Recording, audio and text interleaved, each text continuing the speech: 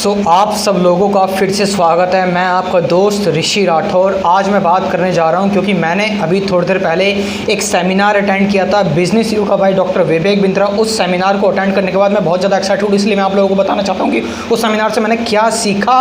और जिन लोगों ने सेमिनार अटेंड नहीं किया वो लोग इस वीडियो को ज़रूर देखें। मैं कंप्लीट समरी बताने जा रहा हूँ, और जिन लोगों ने अटेंड भी किया है वो भी ज़रूर देखें क्योंकि उनकी भी रिविज़न हो जाएगी। और एक चीज़ मैं बता दूँ, क्योंकि सेमिनार में विवेक बिंद्रा जी ने काफ़ी सारे पॉइंट डिस्कस करे थे, इसलिए मैं आपसे डिस्कस करने वाला हूँ बहुत इंपॉर्टेंट पॉइंट्स। जो इंपॉर्टेंट पॉइंट्स होंगे मैं उनको डिस्कस करने जा रहा हूँ। तो शुरू करते हैं। सबसे पहले आपको पता होना चाहिए योगा का मतलब क्या होता है। योगा का मतलब होता है जोड़ना, किसी चीज़ का जोड़ना, किसी चीज़ का यूनियन। अगर हम ज्ञान को भगवान के साथ जोड़ दें तो ज्ञान योग, अगर हम कर्म को भगवान के साथ जोड़ दें कर्म योग। इसी तरह से अगर हम बिजनेस को भगवान के साथ जोड़ दें तो ये बिजनेस योगा हो जाता है। और बिजनेस योगा फ्रॉम भगवद गीता, यानी कि हम बिजनेस योगा की अगर हम बात करें तो बिजनेस के जो लेसन है वो कहाँ से गैदर किए जाएंगे, भगवद गीता से। और भगवद गीता सबसे अच्छी बुक है, चाहे वो बिजनेस हो गई, चाहे फिलॉसफी हो गई, चाहे साइकोलॉजी हो गई, किसी भी चीज़ को लेकर भगवद गीता से बेस्ट बुक इस दुनिया में अभी तक कोई नहीं बनी है। तो हम इस बारे में बात करते हैं। सबसे पहला पॉइंट जो विवेक बिंद्रा जी ने समझाया है, सबसे पहला पॉइंट है MCD model of leadership. MCD model of leadership में क्या बताया गया है कि हमें लीडरशिप, एक बेहतर लीडर बनने के लिए हमें सबसे पहले टीम को मैनेज करना चाहिए। सी मतलब कोचिंग करनी चाहिए, और डी का मतलब डेलीगेट करना चाहिए। मैनेज, कोच एंड डेलीगेट, यानी कि जैसे द्रोणाचार्य ने अर्जुन को जो ट्रेनिंग दी थी, अर्जुन को क्या ट्रेनिंग दी थी, पहले अर्जुन को मैनेज करा, उनको प्यार से बच्चों की तरह सिखाया, बिल्कुल उनके साथ एकदम सारी चीज़ें सिखाई। फिर उनको कोच किया, फिर उनको मोटिवेट किया कि जाओ अब तुम्हारा काम क्या है, तुम यहाँ पर वार करो, यहाँ पर वार करो, तुम्हें ये करना है, तुम्हें यहाँ निशान लगाना है, तुम्हें वहाँ निशाना लगाना है, और मैं तुम्हें देखूंगा कि तुम कैसे काम कर रहे हो। फिर उसके बाद जैसे तुम्हारे अंदर इंप्रूवमेंट लाऊंगा, उसके बाद डेलीगेट करना। डेलीगेट करने के बाद दूर से देखना, अब मेरा शिष्य जो कर रहा है करने दो उसको, जिस तरीके से वो कर रहा है करने दो, क्योंकि अब मैंने उसको पूरा तरीके से अच्छी तरह सिखा दिया है, अब रोकने टोकने का कोई काम नहीं। जैसे कि द्रोणाचार्य ने महाभारत का जो युद्ध हुआ था उस युद्ध में दूर से बैठ के आराम से देख रहे थे अर्जुन क्या क्या कर रहा है। तो सबसे पहला पॉइंट है एमसीडी मॉडल ऑफ लीडरशिप। दूसरे पॉइंट पर आते हैं। दूसरा पॉइंट है टैलेंट प्रोग्रेशन। एक बात जो यहाँ पर सबसे इंपॉर्टेंट बताई जाती है वो ये कि मछली को पेड़ पर चढ़ाने का काम ना करें, बंदर को पेड़ पे चढ़ाएं। क्योंकि टैलेंट देखें किसके अंदर क्या टैलेंट है, किसके अंदर क्या कैरेक्टर बिल्ड करा गया है, किसके अंदर क्या नेचर है, किसके अंदर नेचुरल क्या क्या क्वालिटीज़ हैं। इस हिसाब से हमें चीज़ों को देखना है, इस हिसाब से हमें पर्सन को देखना है, तभी हम एक बेहतर लीडर बन पाएंगे। लीडरशिप का मतलब होता है कि किसके अंदर क्या टैलेंट है उसको बाहर निकालना। तो लीडरशिप का मतलब होता है आपको ये देखना है कि सबसे इम्पॉर्टेंट चीज़ टैलेंट जो है वो क्या है। जैसे विवेक बिंद्रा जी इसमें हनुमान जी का एग्जाम्पल लेते हैं कि हनुमान जी को कैसे जामवंत ने याद दिलाया कि जब हनुमान जी को जब इतनी सारी शक्तियाँ मिली हुई थी हनुमान जी को, पवन देव ने हनुमान जी को वायुस की शक्ति दे रखी थी, अग्नि देव ने अग्नि की शक्ति दे रखी थी, इंद्र ने अपनी वज्र की शक्ति दे रखी थी। तो जब हनुमान जी मूर्छित हुए थे, जब उन्होंने सूरज को निकल लिया था, तो इस चक्कर में इंद्र ने उन पर हमला कर दिया था। तो हनुमान जी को ये क्या क्या जो शक्तियाँ मिली थी, ये सारी की सारी शक्तियाँ हनुमान जी को याद नहीं थी, लेकिन हनुमान जी को याद दिलाने के लिए सारी की सारी शक्तियाँ जामवंत ने काम किया। जब हनुमान जी भूल गए थे सारी शक्ति, क्योंकि हनुमान जी के अंदर बहुत ज़्यादा पावर डेवलप हो गई थी, बहुत ज़्यादा हनुमान जी बहुत ज़्यादा अनस्टेबल हो गए थे, वो कुछ भी कर सकते थे। इसलिए ब्रह्मा जी ने उनको बोला कि उनको वरदान दिया कि सही समय आने पर तुम्हें तुम्हारी शक्तियाँ याद दिलाई जाएंगी। तो ये काम जामवंत ने किया, टैलेंट प्रोग्रेशन का काम किया। तीसरा है किर्कपैट्रिक मॉडल। किर्कपैट्रिक मॉडल में क्या है, जब भी कोई सेमिनार अटेंड करता है, कि आप चाहे MLM वाले हो जो लोग सेमिनार के लिए लोगों को लेकर जाते हैं, सेमिनार अटेंड करवाते हैं, या फिर ऑनलाइन सेमिनार लोगों को दिखाते हैं, या फिर किसी मोटिवेशनल स्पीकर का सेमिनार दिखाते हैं कंपनी की जॉइनिंग से रिलेटेड, या फिर कोई भी रिलीजियस ऑर्गेनाइजेशन में अगर किसी गुरु का या किसी कोच का या किसी प्रभु जी का अगर हम कोई सेमिनार अटेंड करवाते हैं, और अगर हम किसी के फैसिलिटेटर हैं और हमारे कोई डिवोटीज़ हैं वो आए हुए हैं, तो हमें सेमिनार के बाद क्या करना चाहिए, हमें सेमिनार के बाद इस मॉडल को तुरंत अप्लाई करना चाहिए। इस मॉडल में क्या कर रहा है, सेमिनार के बाद हमें ये देखना चाहिए कि जो पर्सन सेमिनार अटेंड करके आ रहा है उससे पूछना चाहिए कि आपका इसका रिएक्शन जानना चाहिए कि भाई आपको कैसा लगा ये सेमिनार, आप इसमें से क्या सीखे आप, और रिटर्न ऑफ इन्वेस्टमेंट कि भाई अब वो जो जिसलिए आपने सेमिनार ज्वाइन करवाया था, जिस चीज़ के लिए आप उसको सेमिनार दिखाने के लिए गए थे, क्या वो चीज़ अब आपको मिलने जा रही है। तो ये है किर्कपैट्रिक मॉडल। चौथा है ABCD model of leadership. ABCD model of leadership में क्या है, हम सामने वाले पर्सन को अब एग्जीक्यूट करने के लिए, प्लान देने के लिए उसको उतारते हैं, उस पर बिलीव करके, उसकी एबिलिटी पर बिलीव करके, उस पर कम्प्लीटली बिलीव करके, उसके अंदर जो सारे टैलेंट छुपे हैं उन सबको जान के समझ कर अब उसको एग्जीक्यूट करने का मौका देते हैं। अब उसका उत्साह बढ़ाते हैं कि अब जाओ, अब आप एग्जीक्यूट करो अपने हिसाब से। जैसे भगवान श्री कृष्ण अर्जुन को गीता में बताया था कि जो मैंने बताना था बता दिया, अब तुम्हारा काम है तुम्हें क्या करना है, तुम अपनी समझ से काम करो, मैंने तुम्हें जो बताना था बता दिया। ABC मॉडल भी यही है। अब आपकी एबिलिटी के हिसाब से, अब आपकी कैपेसिटी के हिसाब से आपको काम दिया जाएगा और उस काम को अब आपको परफॉर्म करना है, और उस काम को परफॉर्म करने के लिए आपको अपना जो लीडरशिप रोल है वो प्ले करना है। यहीं पर आता है ABCD मॉडल ऑफ लीडरशिप।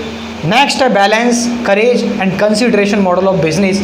इसमें क्या करना है, आप सामने वाले पर्सन को करेज भी करें, और जो कुछ भी आप अपनी बातें पहुंचाना चाहते हैं, जो भी आप ओपिनियन देना चाहते हैं, उन ओपिनियन को भी रखें। तो सामने वाले पर्सन को करेज करते हुए, ये नहीं उसको, अगर वो अपना कोई ओपिनियन रखना चाहता है तो उसको डिमोटिवेट कर दें या उससे बोले नहीं तुझे कुछ नहीं पता, हमें सारी चीज़ें पता है, हम बताएंगे तेरे को क्या पता, तो भी नया लड़का है, ये वो फलानी बात। ऐसा नहीं करना, हमें करेज करना है और कंसीडर करना है जो वो बात कह रहा है, जो उसने बात कही है उसको कंसीडर भी करना है, करेज करके उसको मोटिवेट भी करना है।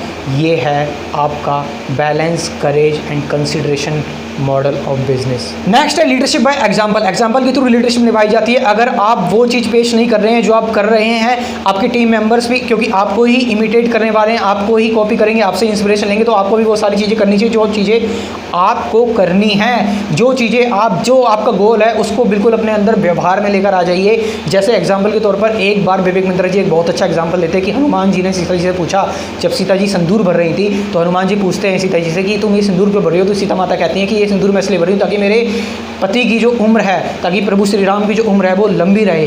तो हनुमान जी क्या करते हैं, कहते हैं अच्छा इससे क्या प्रभु श्री राम की उम्र बहुत लंबी हो जाएगी। तो हनुमान जी क्या करते हैं, सिंदूर लेते हैं और अपने आप को पूरा का पूरा रंग लेते हैं, पूरा का पूरा रंग लेते हैं और राम जी के पास पहुंच जाते हैं। और राम जी के पास जब पहुंचते हैं तो राम जी कहते हैं कि हनुमान जी तुमने ये अपना क्या हाल कर रखा है, तुमने अपने आप को पूरा का पूरा कलर क्यों कर रखा है। जब हनुमान जी बोलते हैं कि मैंने ये इसलिए कर रखा है क्योंकि सीता माता ने मुझे बताया था अगर लाल कलर लगाने से, अगर एक जगह पर लाल कलर लगाने से श्री राम की उम्र लंबी होती है तो मैंने अपने पूरे शरीर में लगा लिया, इससे अब आप अमर हो जाओगे। तो ये देखकर राम जी रोने लगे। तो लीडरशिप इज़ बाय एग्जाम्पल।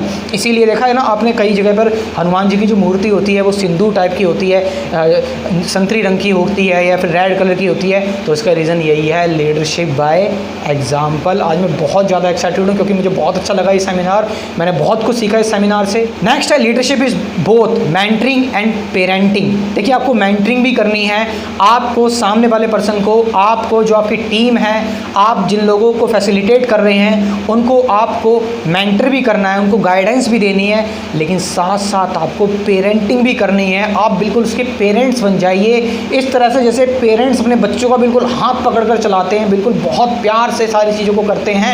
एक पेरेंट्स का रोल निभाना भी ये बहुत ज़रूरी होता है। नेक्स्ट है, और जो कि मेरा बहुत ज़्यादा फेवरेट है, वो है master leadership versus servant leadership. Master leadership आप कैसे सीख सकते हो? मास्टर लीडरशिप अगर आपको सीखनी है तो आपके लिए कुछ नहीं है, आपको डोमिनेंस दिखाना पड़ेगा, एंगर दिखाना पड़ेगा, अपना एंगर दिखाना पड़ेगा, एग्रेशन दिखाना पड़ेगा। आपको डोमिनेंस से आपकी नार्सिसिस्टिक पर्सनैलिटी होनी चाहिए, जैसे कि कंस की थी, रावण की थी, जैसे कि दुर्योधन की थी, तो इस तरह की पर्सनैलिटी। लेकिन बात करते हैं सर्वेंट लीडरशिप का मतलब होता है, बहुत बढ़िया एग्जाम्पल दिया विवेक बिंद्रा सर ने। सर्वेंट लीडरशिप में विवेक बिंद्रा सर ने बताया कि जैसे जब भगवान श्री कृष्ण अर्जुन के सारथी बने थे तो उस दौरान क्या होता था, भीड़ में बहुत कभी कुछ चीज़ें सुनाई देंगी नहीं। जब अर्जुन भगवान श्री कृष्ण बोलेंगे कि अपना रथ इधर मोड़ो, उधर मोड़ो, सामने मोड़ो, कहाँ जाना है, किधर जाना है, तो अब क्या है, इतना ज़्यादा रश है, वहाँ पर कुछ चीज़ें हमें सुनाई नहीं देंगी। तो कुछ चीज़ें अगर सुनाई नहीं देंगी तो क्या होगा, तो इसीलिए वहाँ पर अर्जुन को श्री कृष्ण भगवान ने क्या यहाँ तक की इजाज़त दे दी थी कि अर्जुन मुझे बताने के लिए तुम आवाज़ मत मारना, तुम बल्कि लातों से, मेरे अपने पैरों से मेरे पीठ को मारना, और जहाँ जिस कंधे पर मारोगे उधर की तरफ लेफ़्ट हो जाएगा, जहाँ मारोगे उधर राइट हो जाएगा, सीधा चलना तो सीधे पीठ पर मारना। ये होती है सर्वेंट लीडरशिप। और ये बताऊँ, ये बहुत बड़ा दिलेर इंसान जिसका दिल बहुत बड़ा है वही कर सकता है ये काम। और दूसरा एग्जाम्पल विवेक बिंद्रा सर देते हैं इसमें कि सुदामा का एग्जाम्पल, जैसे कि सुदामा जब भगवान श्री कृष्ण के पास आए तो भगवान श्री कृष्ण ने उनके पैर धोए, उनको इतनी ज़्यादा अटेंशन दी सुदामा को कि रुक्मणी भी ये देखकर बहुत ज़्यादा चौंक गई कि श्री कृष्ण भगवान मुझसे भी ज़्यादा किसी को अटेंशन देते। श्री कृष्ण भगवान सारी बातें जान गई सुदामा की। श्री कृष्ण भगवान ने ये भी देख लिया कि सुदामा जो है वो चावल लेके आए हैं, लेकिन सुदामा जाने लगे तो श्री कृष्ण ने भगवान ने उनको कुछ नहीं दिया। सुदामा सोच रहा था कि मेरे दोस्त ने मुझे कुछ नहीं दिया, लेकिन जब सुदामा वहाँ पर जाके पहुँचे तो उनको मिला वहाँ पर उनका बहुत बड़ा महल, उनकी सुंदर बीवी, उनको इतना सारा कुछ दे दिया। तो it is the servant leadership. इसी तरह की लीडरशिप हमें क्रिएट करनी है। चैतन्य महाप्रभु जी ने भी सर्वेंट लीडरशिप पर बहुत ज़्यादा जोर दिया था और गांधी जी भी सर्वेंट लीडरशिप पर बहुत ज़्यादा जोर देते हैं। ये मुझे बहुत ज़बरदस्त लगा। नेक्स्ट है leadership attracts loyalty and commitment. Loyalty and commitment होनी चाहिए। इसमें विवेक बिंद्रा जी एग्जाम्पल देते सूरदास जी का। सूरदास जी हमेशा भगवान श्री कृष्ण का, क्योंकि अंधे थे, भगवान के कृष्ण का हमेशा चैंटिंग करते रहते थे, हरे कृष्ण कृष्ण कृष्ण हरे हरे, हरे राम राम राम हरे हरे, ऑलवेज चैंट हरे कृष्णा। अंधे थे, लेकिन एक बार क्या हुआ, राधा रानी उनके पीछे आ रही थी। राधा रानी को उनकी जो ध्वनि थी, जो हरे कृष्ण की जो चैंटिंग थी, बहुत मधुर लग रही थी। राधा रानी उनके पीछे पीछे पीछे पीछे आ रही थी, तो राधा रानी की जो पायल थी वो बहुत ज़्यादा खनक रही थी, बहुत ज़्यादा आवाज़ कर रही थी। तो सूरदास जी इससे डिस्टर्ब हो रहे थे। तो एकदम से सूरदास जी कहते हैं राधा रानी से कि ये पायल मुझे दे दो। तो राधा रानी ये पायल सूरदास जी को दे देती हैं। तो सूरदास जी पायल रख लेते हैं और राधा रानी को मना कर देते हैं कि मैं पायल तुम्हें नहीं दूंगा। तो क्या होता है, थोड़ी देर बाद कृष्ण आ जाते हैं। कृष्ण कहते हैं पायल मुझे दे दो। तो सूरदास जी उन्हें ही मना कर देते हैं, मैं पायल तुम्हें नहीं दूंगा।